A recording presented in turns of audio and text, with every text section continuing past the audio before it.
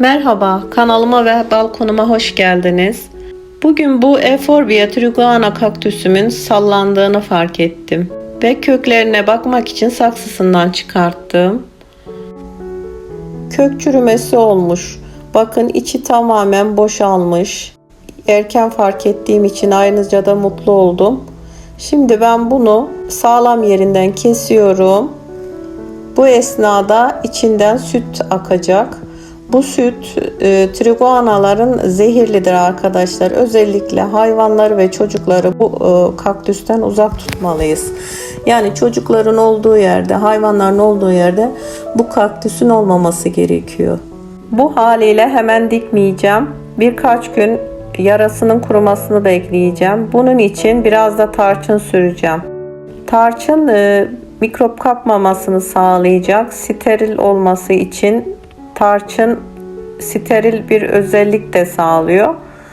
Aynı zamanda köklenmeye de teşvik edecek. Daha hızlı köklendiğini göreceğiz. Birkaç gün bekledi. Yaraları kurumuş. Artık dikime hazır hale geldiğini gördüm. Şimdi dikimini gerçekleştireceğim. Bunu yapmadan önce saksısını da toprağını da merak ediyorum. Kök çürümesinin sebebinin ne olduğunu araştırmaya çalışıyorum. Bunun toprağı steril, özel karışım bir toprak ve sonbaharda değiştirmiştim. Sorun neyden kaynaklı bilmiyorum. Suyunu kontrollü veriyordum. Salon ortamında, cam önünde, güneş ışığı alan, sevdiği bir ortamda gelişiyordu. Gayet güzeldi. Şimdi toprağını merak ediyorum. Döküp bakacağım. İçerisinde neler var, neden çürüdü. Bakın drenaj delikleri de var. Yani fazla suyu da süzülüp akabiliyor.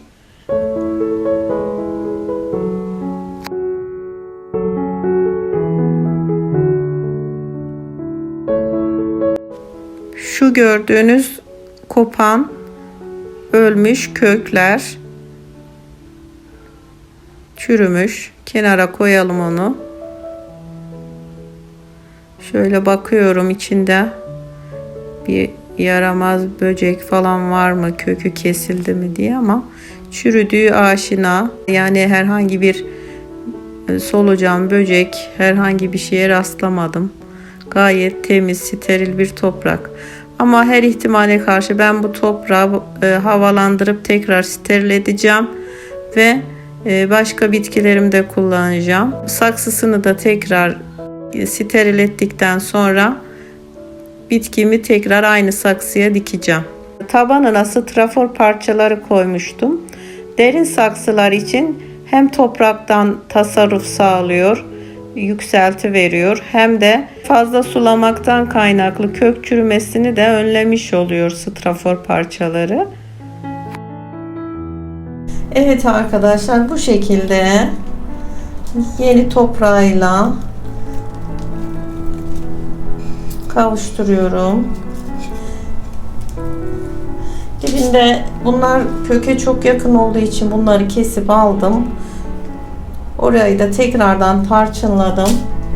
Süt de akmadı, kurumuş zaten, onlar da hırpalanmış demek ki daha önceden. Şu şekilde üzerine toprağını örtüyorum.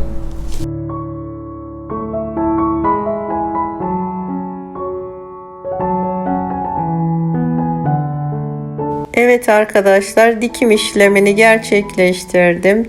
İyice bastırarak toprağımızı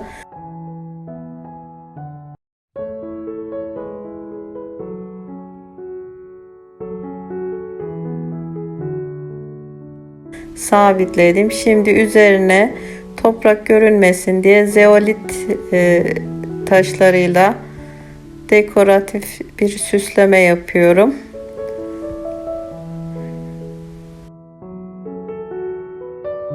Kütük saksımızın renk tonları uyumlu olsun diye biraz da lav taşı kırıkları kullanmak istiyorum. Lav taşlarını çok seviyorum. Bunlar 5-8 milimlik taşlar. Biraz da yazın yayladan topladığım kozalaklarım vardı. Onlarla da bir bütünlük sağlasın istedim. Bu saksımda bir geri dönüşüm saksısı. Bir kahve kutusundan yapmıştım.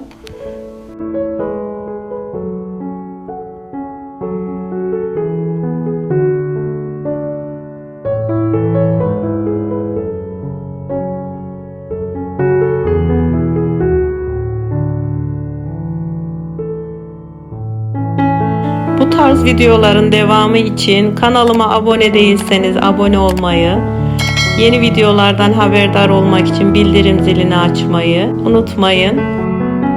Beğeni ve yorumlarla da bana destek olursanız mutlu olurum. Yeni videolarda görüşmek üzere. Sağlıkla kalın, mutlu kalın, hoşça kalın.